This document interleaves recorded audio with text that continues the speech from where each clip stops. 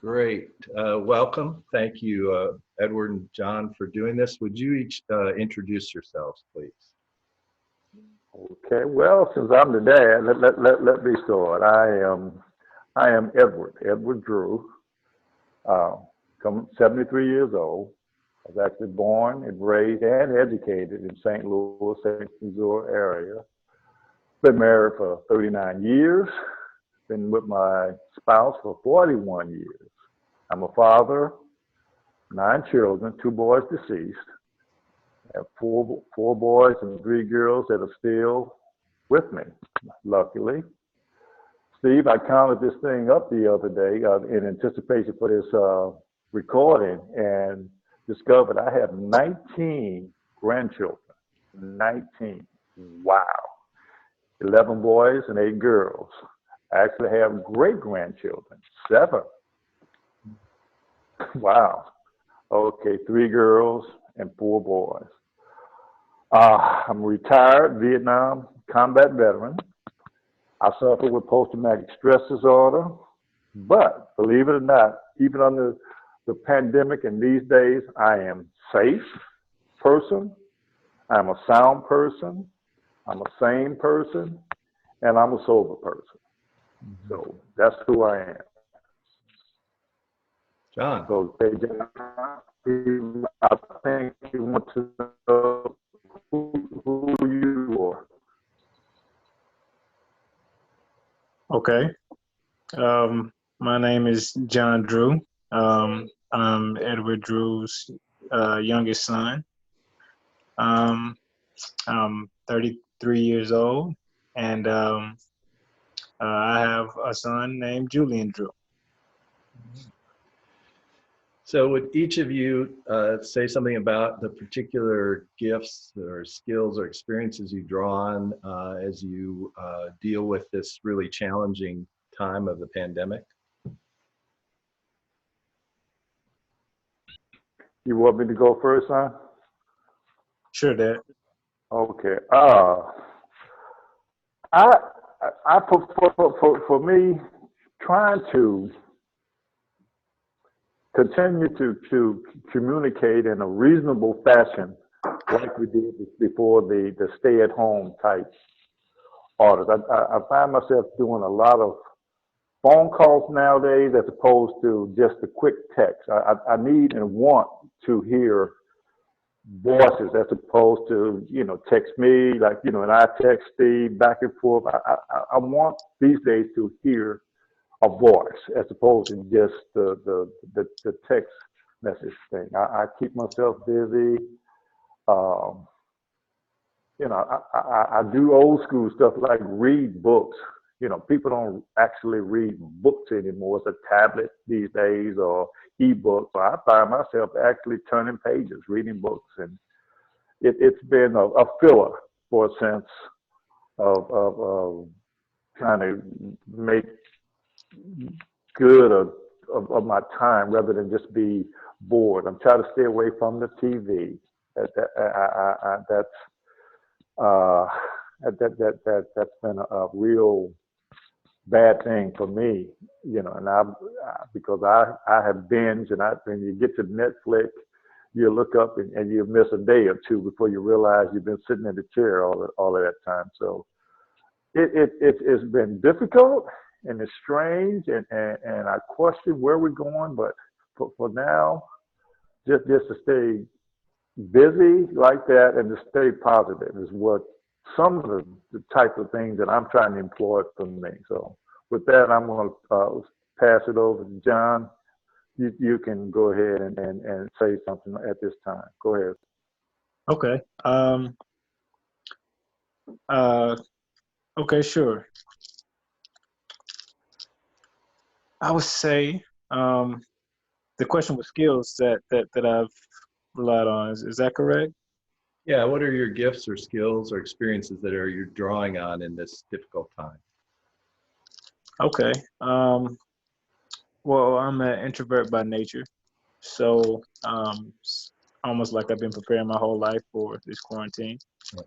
So I've just been able to use this time to, be to myself a bit. I've also been fortunate to be in quarantine with my family and my son. So, we get to spend a lot of time, and there's rarely a dull moment with him around. So I've been fortunate in that aspect.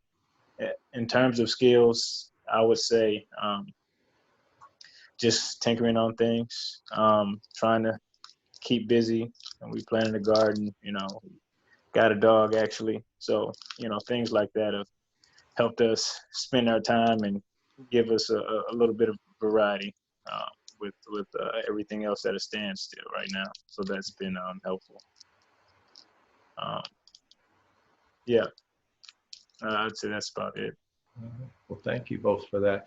So what advice would you have for people who are like all of us in the midst of this, things that you would, you've learned that you would like to pass on to them as advice?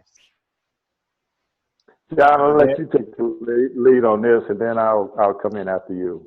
Sure. Okay. Sounds good. So in terms of advice, I would say as much as you can, try to use technology to feel as close in contact with people. I've video chatted my family more than ever during this time. So, we're fortunate to live in a time where we have these capabilities. So I'd say use those as much as possible. Another bit of advice I'd say is exercise. It's kind of hard, really hard when you're at home. Even myself, I used to go to the gym a lot, but now it's a lot different, a lot harder to be able to exercise. But I just encourage everyone, if at all possible, exercises would be helpful. It'll make you feel active and just overall healthy. And then my last bit would just try to keep a positive attitude. That's really important. Just appreciate the small things that are going on, and try to appreciate every little bit and just stay positive about it. That's about it. Dad, I'll let you take it from here. Okay. Thanks, son. Wow, Steve. Advice, is that what we're talking about? That I have for we become people or in general. I'm going to piggyback on John in terms of watch stuff now. Just to be outside to get, try and get fresh air. Work the property and wave at people from afar. Neighbors walk by and they shout back and forth. We have long distance conversations. Eating healthy is important because we want to be able to get out of the door when this pandemic is over. We don't want to be so heavy, so fat that we can't get out of the door.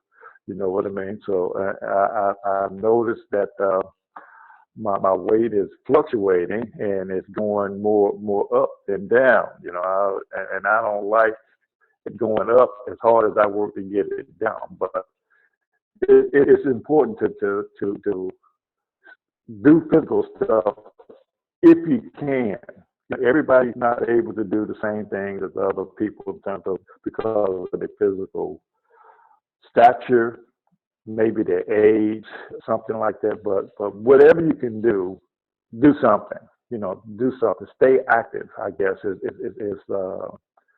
basically what I'm trying to say. Stay active and like John said as well, stay in communication the best you can. And I just alluded to the fact that I'm trying to do more phone calls as opposed to just the text messages and stuff. So I'm gonna pass it back to you, Steve, for the next question. And so the next question is really about what question keeps coming back to your mind or heart or spirit during this time, like that just continues to roll through for you, that you continue to find a compelling question. Okay, give me that question again. I need to take that real slow because that Go ahead. Give me one more time, please, Steve. Sure. So is there a question that keeps rolling around in your head or your heart as this continues, as this quarantine pandemic time continues, something you keep thinking about over and over again? Yes. Uh, uh, uh, and that is as I do capture a newscast every now and then, the uncertainty of what's happening in it seems to be regional, and the question is, why aren't people more willing to take this thing more serious, Steve? They don't see, people want to get out. They want to go to the park. They want to go to beaches and all of those nice, fun family things. But they don't seem to understand how important it is to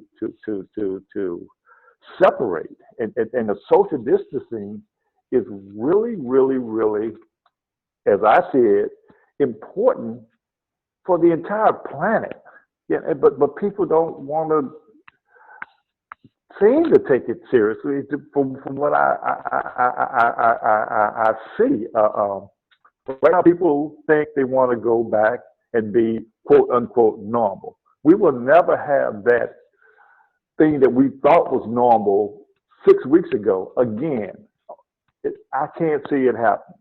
You know,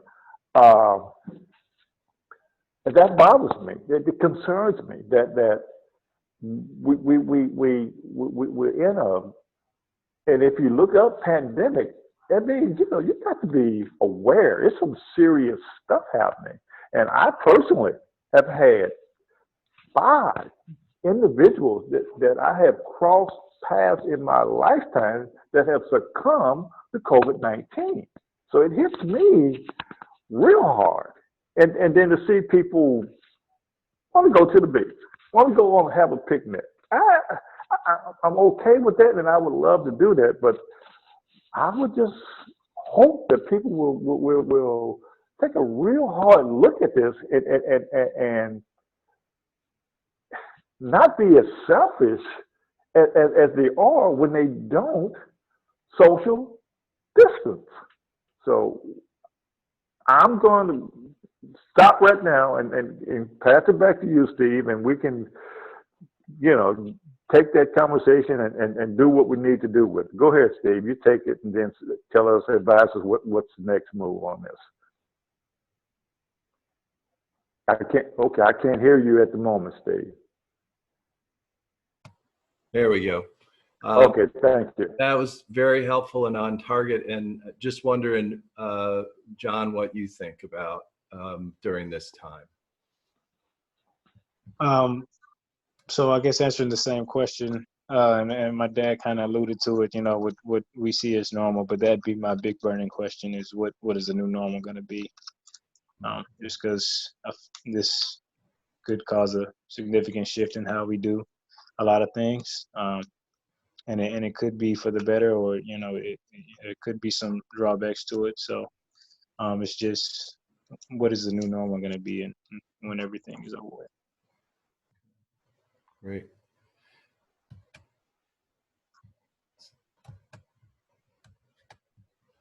So one final question, and it looks like we're joined by Michael. Hello, Michael. I'm just wondering, when you think about what happens after this, what you see as the first thing or first few things that you want to do, things that you really feel like haven't been, that you've been missing a lot.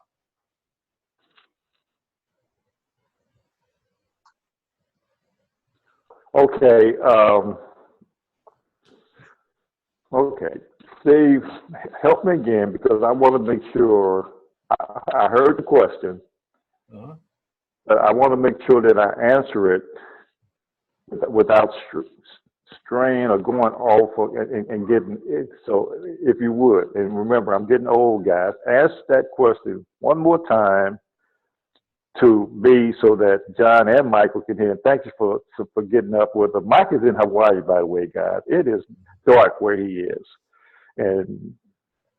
And I really appreciate him chiming in on this thing. So let me have that question again, please, Steve. Thank you, if you would. Sure. Thanks for helping me clarify this. Yeah, what is it? What's the first thing or a couple of things that you're going to do when it's possible to, move past the shelter in place and the quarantine and all of that, and we get back to, or maybe not back to, but we get to that period where at least we can be out and about? What's the first thing or two you want to do when that happens?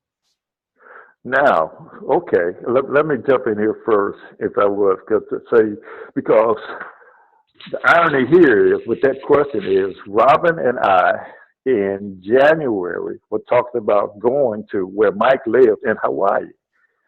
And now he's in Hawaii, but he's still under, you guys under stay-at-home order, don't you, Mike? Oh, he dropped off of the call. Okay. But Robin and I had actually talked about going to visit, well, not visit Mike, but going on a vacation in Hawaii. Okay? So that's one of the things that we had considered to do this summer.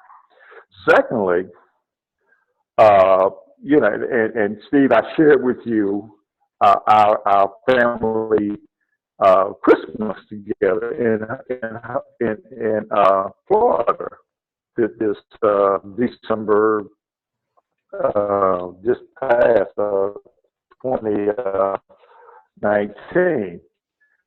So I'm excited or would anticipate that we'd have an opportunity to have a family gathering, if you would, a family reunion as soon as we can together. Remember, I alluded to the fact that I have 7 children that are still with me, 19 grandchildren, 7 great-grandchildren. This pandemic, when it's over, I would like to try and bring each and every living soul that could travel and have an opportunity for once in my life, an opportunity to spend some time together. So I'm going to pass that over to John to maybe give his answer with that. I'm done with that. Thank you. John? I'd say definitely want to be able to visit my parents. Yeah. Well, I really appreciate you all taking this time to do this. And what'll happen next is I'll post it up, and so I'll share with you those links. And I also hope that the rest of your day goes well, and that get a bit of that fresh air we were talking about earlier. So thank you. Okay, well, thank you, Steve, for the invitation, and thank you, John, for participating. I'm glad you did. I'm delighted. I'm delighted, John. So thank you, and both of you guys. I started saying a long time ago, have a good rest of the day. So, and stay healthy, stay positive, stay safe. Great. Thank you.